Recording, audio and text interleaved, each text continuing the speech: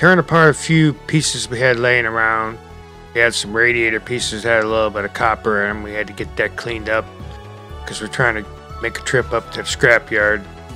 So I figured we start on something like that that's got a little bit of copper in it. It's usually a good way to get going. Get a little pile of copper, you know, you're gonna have a pretty decent run by the end of the day.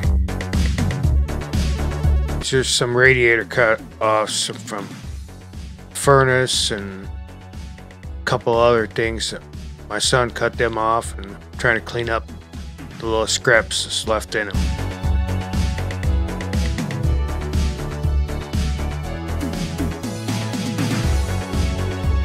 Now this comes from a furnace that I got from Josh 2-3 weeks ago. He gave it to me and I started looking at it. There's a lot of wires off of it. I didn't want to have to worry about trying to hook it all back up. I was going to keep it, but we ended up scrapping it. I think this is off of one of the A coil that it had in it or something. I got a little fuse box here we picked out of out by the trailers when we was digging through the building. I seen that. I picked that up because I know there's a little copper in there. You got to get all the plastic out of it. I think I ended up, by the time I got done tearing it apart, there's 3 pounds of copper. Doesn't really look like copper, but if you snip the end, you can see that you're going to get that copper color, and it's in there. It's like flat pieces of copper. It's not copper wire, it's just flat pieces. You would think it's steel, but it's not. You snip it, any type of connection is going to be copper. So that's about $11-12 maybe. So, you know, it's worth your time. I'm going to try to stack up as much of that as you can before the trip you go up there. Because if you don't, the steel prices are okay, but you got to have something in there to give you that little extra so it at least pays for the gas.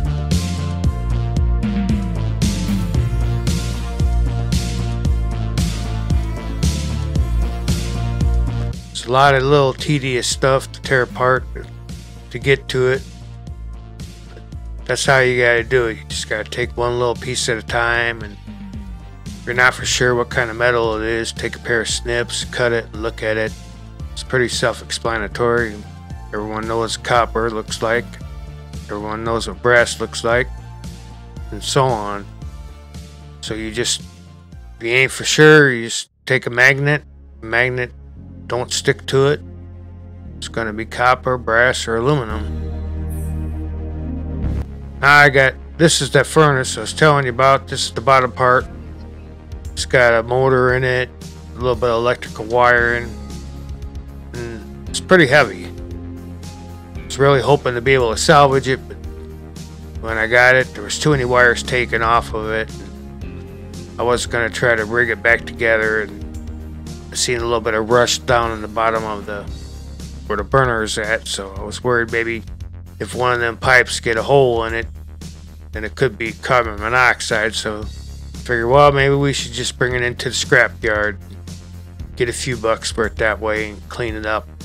Got a little bit of cleanup around here to do, so I was trying to hang on to it. Sometimes you just gotta let it go.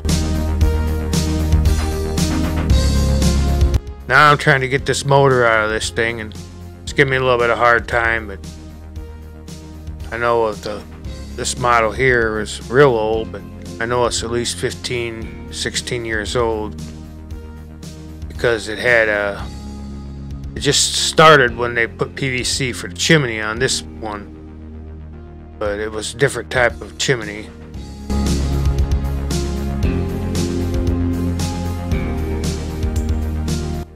Anyway, the furnace, it didn't have a whole lot of copper. You got an electrical motor and a couple of little other components, but not really that much.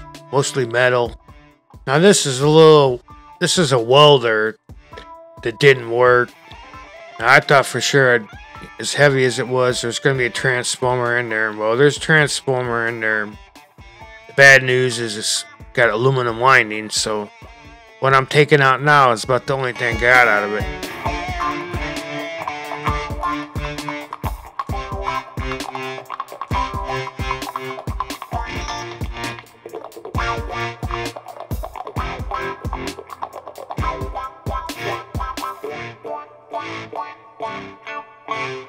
So only thing I think we got out of this is probably about a pound of brass and a little bit of electrical wire.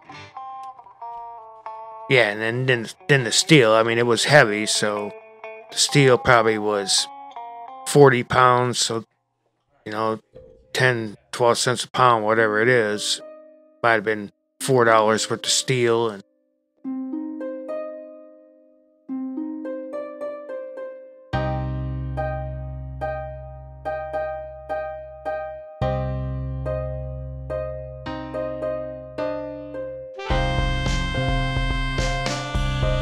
but I decided after I got them brass pieces out of there and the little electrical wire off of it, that I was just gonna pitch the rest and with the steel, because it wasn't worth my time to take the aluminum windings off there, because aluminum's not that very expensive, so you're just kind of wasting your time. If you got to measure out the value, what you're gonna get for the time put in for working.